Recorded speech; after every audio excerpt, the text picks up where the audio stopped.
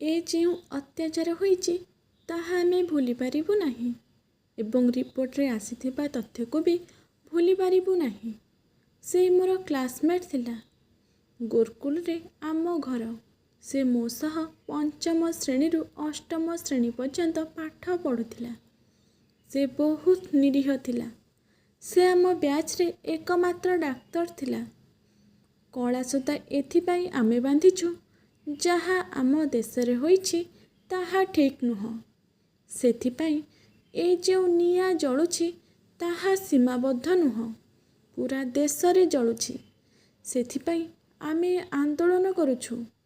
ଆମେ ସବୁ ଏକ ହୋଇ ନ୍ୟାୟ ଚାହୁଁଛୁ।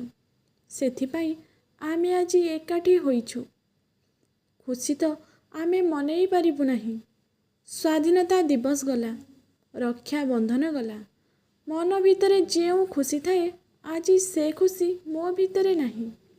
ଏଠାରେ ଉପସ୍ଥିତ ଥିବା କୌଣସି ଲୋକଙ୍କ ମନରେ ବି ନାହିଁ। ଏହି ବର୍ଷ ଆମେ ହାପି ଇଣ୍ଡିପେଣ୍ଡେନ୍ସ ଡେ କହିପାରିବୁ ନାହିଁ। ଖୁସିର ସହ ଯେଉଁ ଶୁଭେଚ୍ଛା ଜଣାଯାଏ ତାହା ଆମେ ଏହି ବର୍ଷ ଜଣାଇ ପାରିବୁ ନାହିଁ। ଗଳାରେ ଆସୁଥିବା ଶବ୍ଦ ଆମେ ଖୋଲିକି କହିପାରିବୁ ନାହିଁ। ଏହା କେବଳ ଜଣଙ୍କ ସହ ନୁହଁ, ଏମିତି ବହୁତ ସାରା ଘଟଣା ଘଟିଛି। କିନ୍ତୁ ଏହି ବର୍ଷ ଯାହା ଘଟିଛି ତାହା ଏକ ନିର୍ଯାତନା। ଯାହା ରିପୋର୍ଟରେ ଆସୁଛି ତାହା ଆମେ ମାନିପାରିବୁ ନାହିଁ। ସେ ବହୁତ ନିରୀହ ଥିଲା। ସେ ବହୁତ ପରିଶ୍ରମ କରୁଥିଲା। ଗରିବଙ୍କ ପାଇଁ ବହୁତ ଚିନ୍ତା କରୁଥିଲା। ତା ସହ ଏପରି ଘଟିଲା। ଏଭଳି ଝିଅକୁ ଏପରି ଦୁନିଆ ଛାଡ଼ି ଯିବାକୁ ପଡ଼ିଲା। ଛୋଟବେଳୁ ସେ ବହୁତ ସମୟ ଅଧ୍ୟୟନରେ ସମୟ ଅତିବାହିତ କରୁଥିଲା। ତାକୁ ଶ୍ରେଣୀରେ କେବେ ବି କୌଣସି ଶାସ୍ତି ମିଳିନାହିଁ। ସେ ବହୁତ ଧୀର ସ୍ଥିର, ଶାନ୍ତ ସ୍ୱଭାବର ଥିଲା।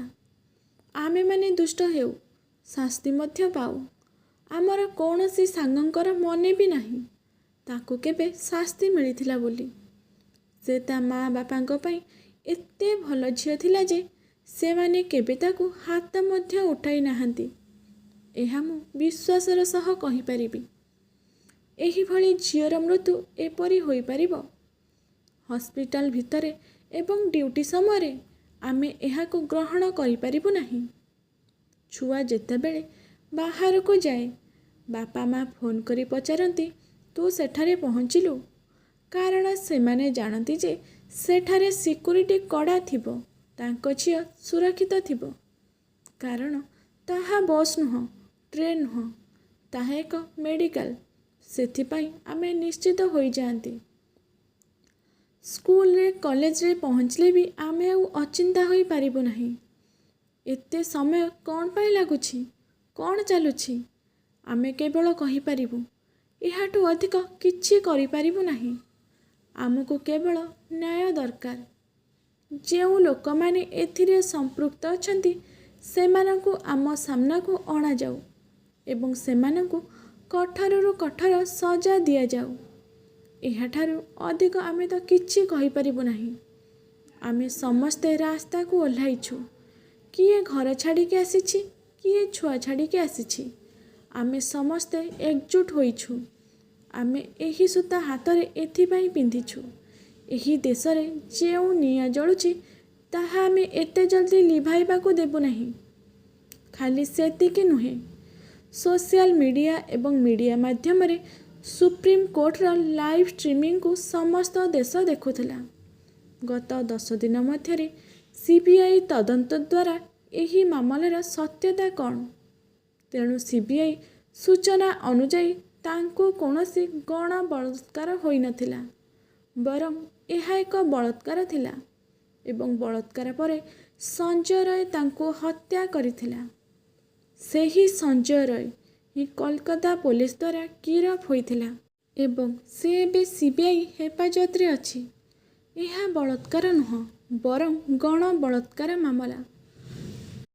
ତେଣୁ ସିବିଆଇ ସୂତ୍ରରୁ ମିଳିଥିବା ସୂଚନା ଅନୁଯାୟୀ ଆର୍ଜିକର ହସ୍ପିଟାଲରେ ଜୁନିୟର ଡାକ୍ତରଙ୍କ ସହ କୌଣସି ଗଣ ବଳାତ୍କାର ହୋଇନଥିଲା, ବରଂ ଏହା ଏକ ବଳାତ୍କାର ଥିଲା ଏବଂ ସଞ୍ଜୟ ରାୟ ହିଁ ବଳାତ୍କାର ପରେ ଜୁନିୟର ଡକ୍ଟରଙ୍କୁ ହତ୍ୟା କରିଥିଲେ।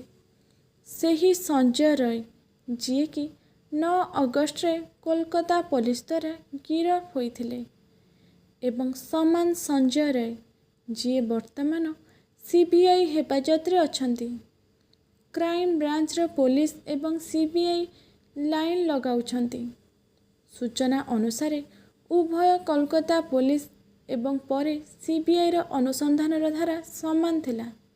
ବାସ୍ତବରେ କେବଳ ଜଣେ ସନ୍ଦିଗ୍ଧ ସେମିନାର ହଲ୍ ଆଡ଼କୁ ଯାଉଥିବା ସିସିଟିଭି ଫୁଟେଜରେ ଦେଖିବାକୁ ମିଳିଥିଲା ଏବଂ ସେ ହେଉଛନ୍ତି ସଞ୍ଜୟ ରୟ।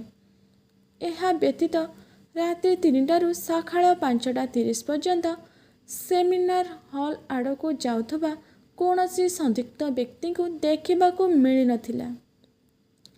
କ୍ୟାମେରାରେ ଦେଖାଯାଉଥିବା ଅଳ୍ପ ଲୋକଙ୍କ ମଧ୍ୟରେ ସେମାନଙ୍କ ମଧ୍ୟରୁ ଅଧିକାଂଶ ନିଜ ନିଜ ୱାର୍ଡରେ କିମ୍ବା 3ରୁ 5 ମିନିଟ୍ ମଧ୍ୟରେ ନିଜ କାର୍ଯ୍ୟରେ ବ୍ୟସ୍ତ ଥିବା ଦେଖାଯାଇଥିଲା, ଯାହାର ପ୍ରମାଣ ସେହି ସ୍ଥାନରେ ସ୍ଥାପିତ ସିସିଟିଭି କ୍ୟାମେରା ଦ୍ୱାରା ମିଳିଥିଲା। ଏହାର ଅର୍ଥ କେବଳ ଜଣେ ସଞ୍ଜୟ ରୟ ଥିଲେ ଯିଏ ସେମିନାର ହଲ୍ରେ 40 ମିନିଟ୍ରୁ ଅଧିକ ସମୟ ରହିଥିଲେ। ସେମିନାର ହଲ୍ ଉଦ୍ଧାର ହୋଇଥିବା ବ୍ଲୁଟୁଥ୍ ହାର ଏବଂ ସଞ୍ଜୟ ରୟଙ୍କ ମୋବାଇଲ ସହିତ ଏହାର ସଂଯୋଗ ହେବା ମଧ୍ୟ ଏହି ମାମଲାରେ ଏକ ଗୁରୁତ୍ୱପୂର୍ଣ୍ଣ ପ୍ରମାଣ ପାଲଟିଛି। ତେବେ ଦୋଷୀକୁ ଦଣ୍ଡ ଦେବାକୁ ଏତେ ଡେରି କ'ଣ ପାଇଁ? ମୋ ମତରେ ତା'ର ଦଣ୍ଡ ସେତିକି ଭୟାନକ ହେବା ଉଚିତ ଯେପରିକି କୌଣସି ବ୍ୟକ୍ତି ଏସବୁ କରିବା ପୂର୍ବରୁ ତା'ର ହାତ ଓ ଗୋଡ଼ ଭୟରେ ଥରି ଉଠିବ। ଏହା ଉପରେ ଆପଣଙ୍କ ମତାମତ ଆମକୁ ଜଣାଇବେ। ଧନ୍ୟବାଦ।